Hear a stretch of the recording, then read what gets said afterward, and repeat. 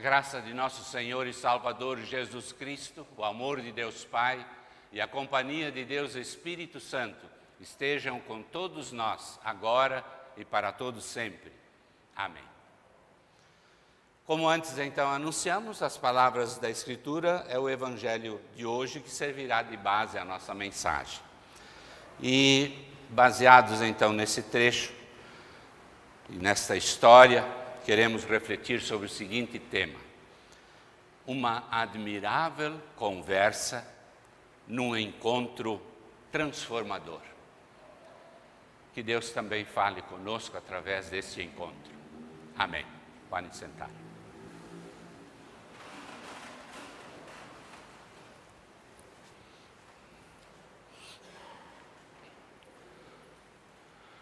Queridos irmãos e irmãs, em nome de Cristo Jesus, nosso único e suficiente Salvador, que é o nosso caminho, verdade e vida, queridos ouvintes também que nos acompanham na nossa transmissão, junto aos seus lares, às suas famílias, todos também saudamos em nome de Jesus, o Salvador.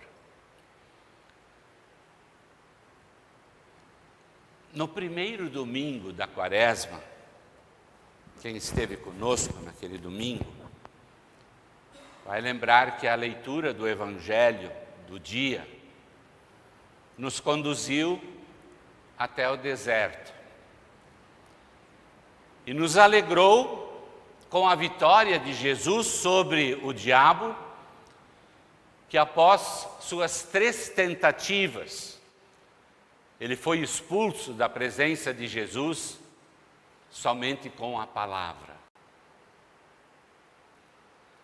No domingo passado, o pastor Mateus nos fez refletir sobre o tema nascer de novo, destacando a visita de Nicodemos a Jesus naquela noite, ocasião em que este líder do Partido Radical dos Fariseus e também membro do Sinédrio Judaico, ele foi buscar informações junto ao Mestre e ele acabou encontrando em Jesus o real sentido da sua vida. Hoje, terceiro domingo na Quaresma, o Evangelho nos colocou perante um drama. O drama de uma mulher que chegou a ter 6 maridos.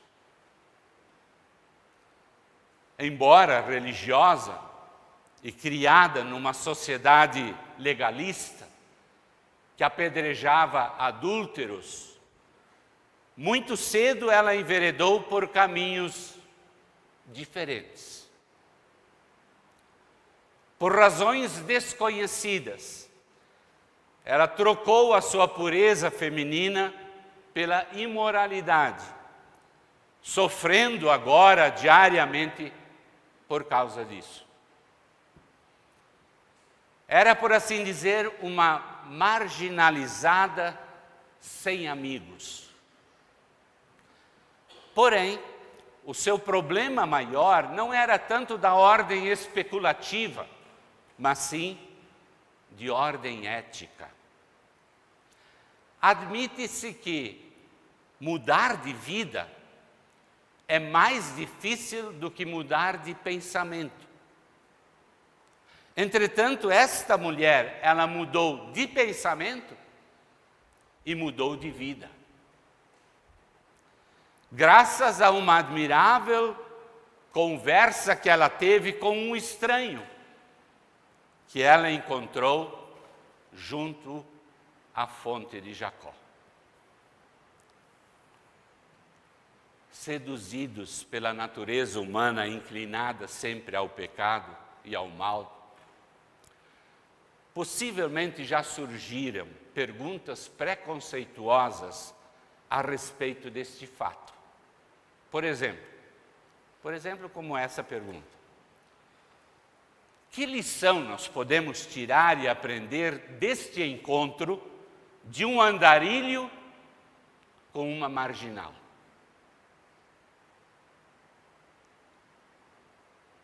Meus ouvintes, vamos então à história. Coloquemo-nos dentro desta história, mas participemos mesmo atentamente deste encontro.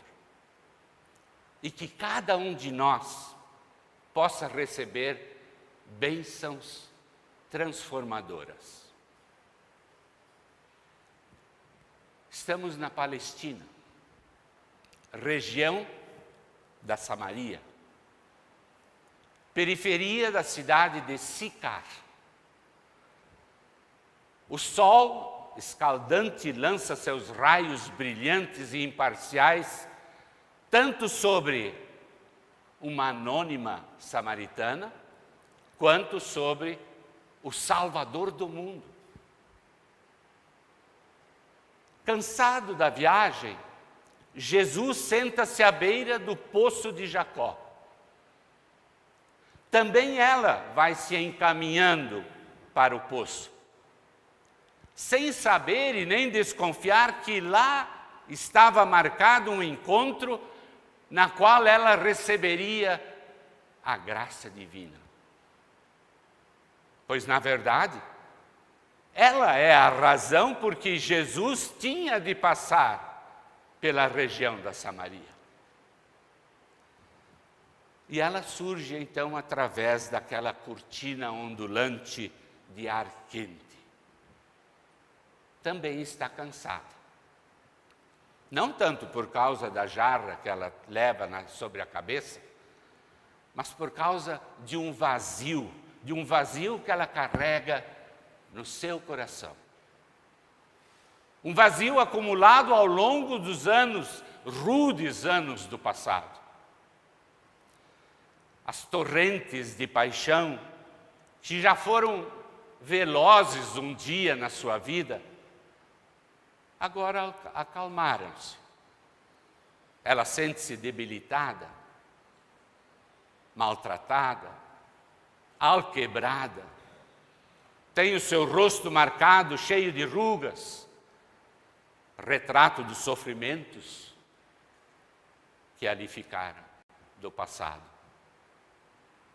Por esta razão, ela vem inclusive esta hora, a mais quente do dia, evitando assim os comentários gerados por causa da sua própria reputação na cidade. As outras mulheres, elas costumavam vir à tardinha, quando o ar estava mais fresco, mais agradável, mais confortável. E estas mulheres, elas não vinham simplesmente ou apenas para retirar água do poço, mas elas vinham também ali para baixar o véu, este véu que eram obrigadas a usar pela sociedade machista da época em que elas viviam.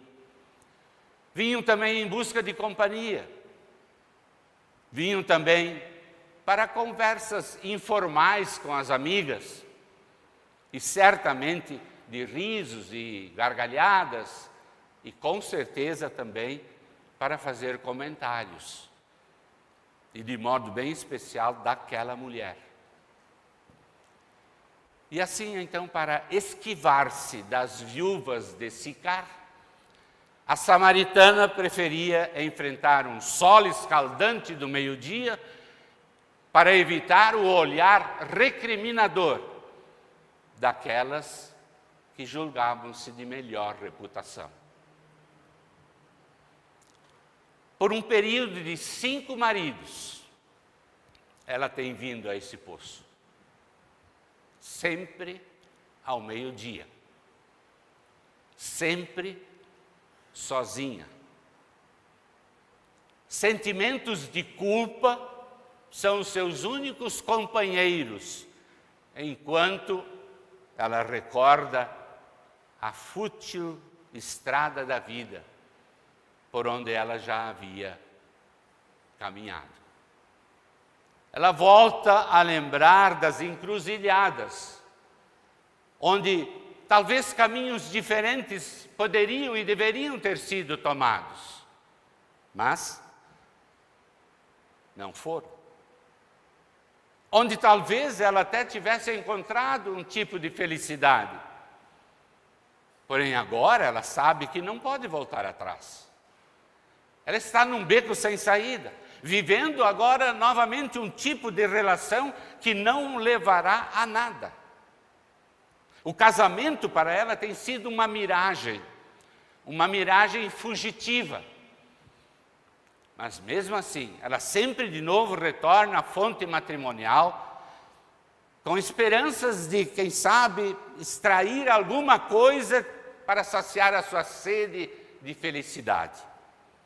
Mas sempre de novo, ela sai desapontada e frustrada.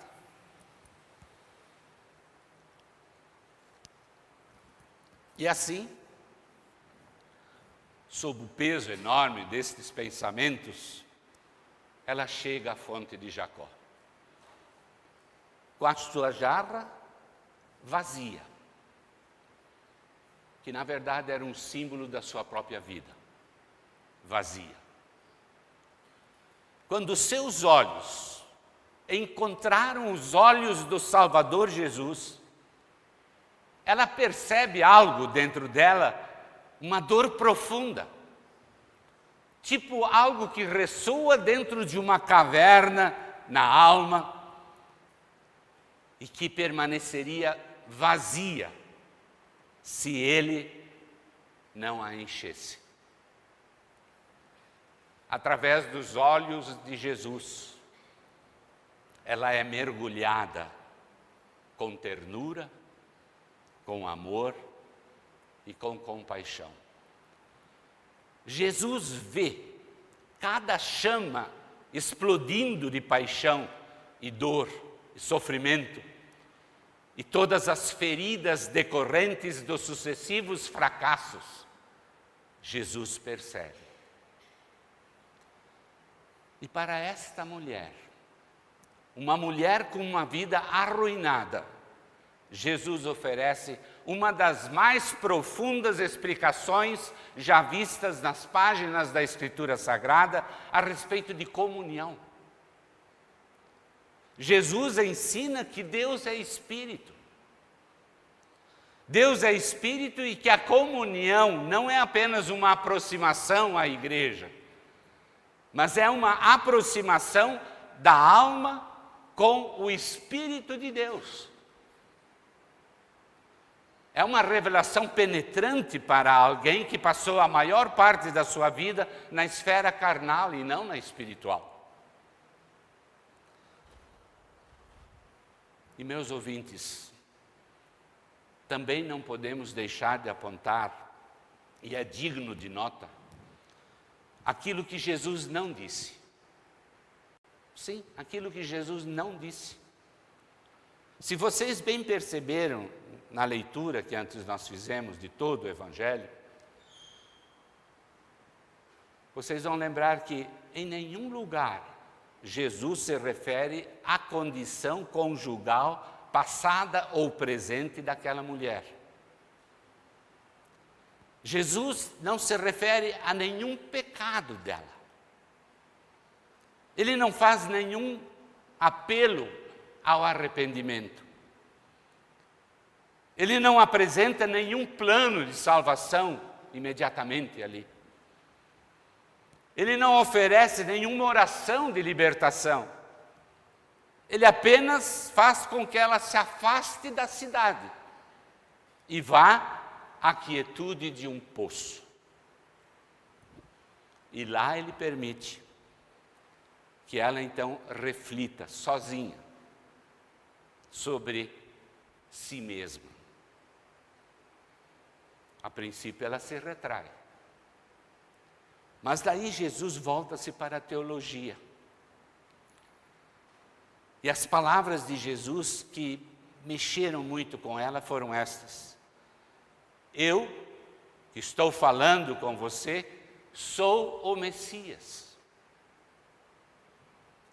E isto chama-lhe a atenção para este doador anônimo, até ali, para a sua extraordinária oferta que ele está oferecendo, a água da vida. E essa oferta não era uma recompensa a ser ganha, não era um prêmio a ser recebido. Não, era um presente. É uma dádiva. É uma maravilhosa graça. A princípio, ela viu nesse estranho simplesmente um judeu, inimigo até, politicamente. Logo, ela passou a considerá-lo Senhor. Mais adiante, ela já o chama de profeta. E por fim, ela vê exatamente aquilo que Jesus é: o Messias Salvador. E ao ter este momento íntimo de percepção, ela então o deixa para ir dar esta boa nova àquela cidade que tanto a acolhera como também a repelira. Para trás, sobre a areia, ficou o jarro de água vazio. Mas agora abre-se à sua frente uma vida inteiramente nova. E com o seu coração transbordando da água viva, ela começa a andar. A princípio devagar, depois tão depressa quanto as suas novas convicções e suas alegrias internas a permitiam correr. Com a sua respiração ofegante, ela espalha rapidamente a notícia de que a profecia havia se cumprido. O ungido de Deus estava ali, a promessa fora cumprida. Jesus está em carne e osso junto deles. Ela contou todas estas coisas que lhe aconteceram no início daquela tarde. E ela levou muitas pessoas ao encontro do Messias. Podemos imaginar que o reboliço na cidade de Sicar foi enorme. Os samaritanos pediram então a Jesus que permanecesse com eles.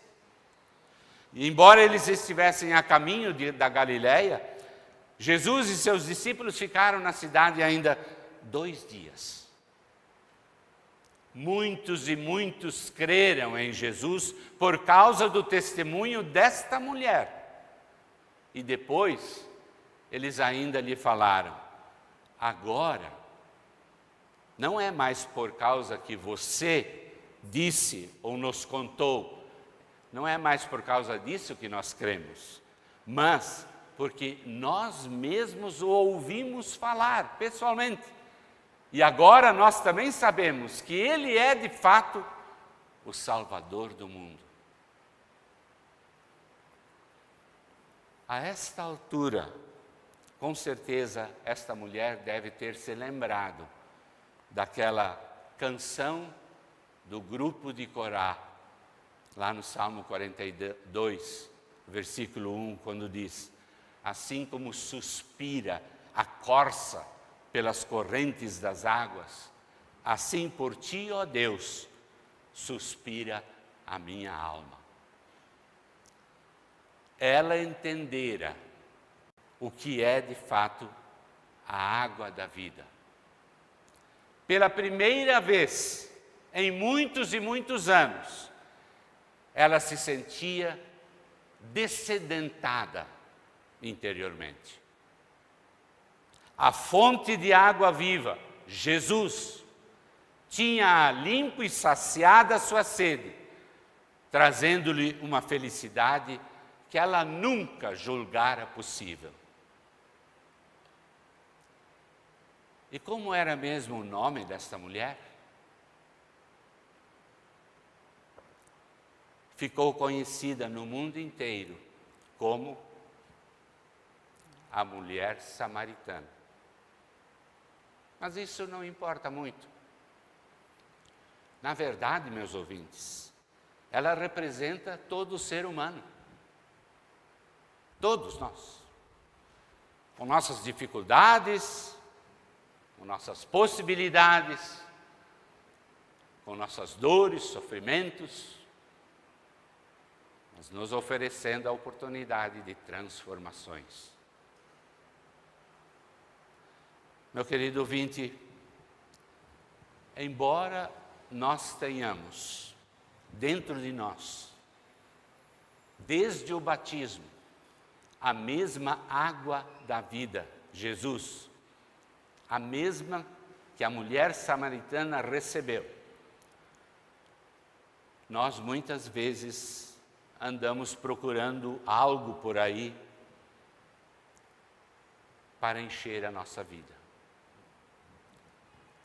É incompreensível que alguém que já provou da graça divina, da misericórdia do Senhor Jesus, da água da vida, busque outra fonte para beber. Contudo, talvez nós mesmos já fizemos isso.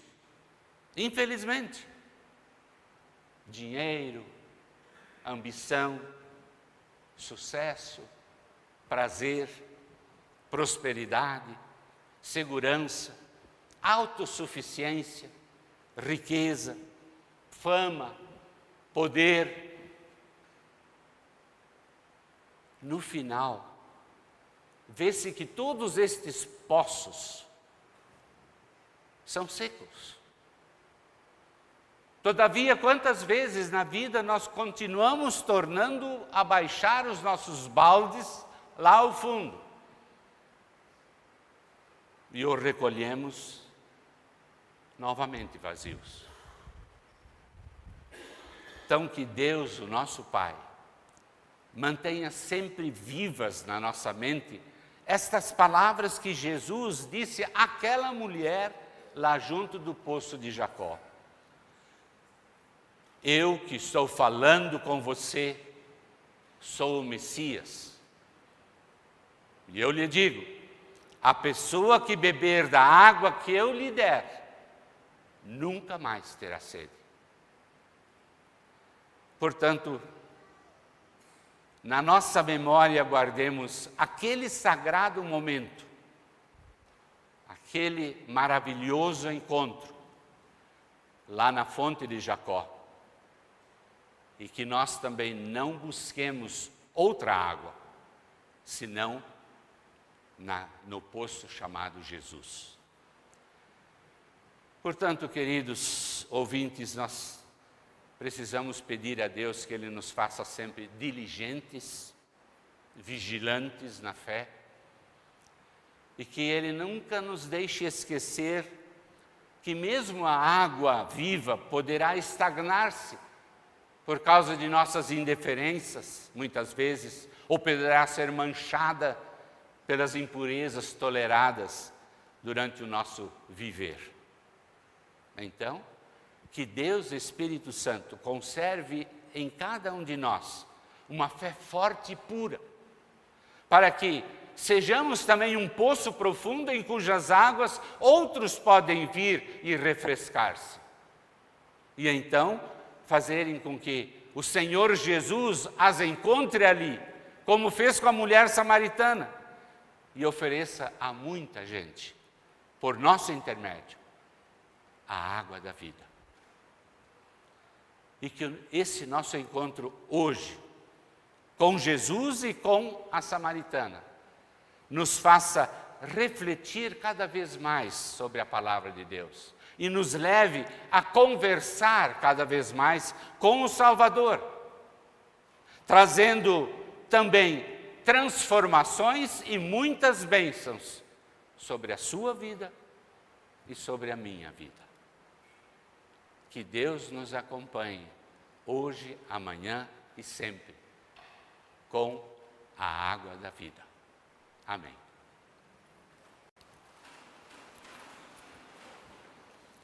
E a paz de Deus, que excede todo humano entendimento, guarde os nossos corações e mentes em Cristo Jesus para a vida eterna.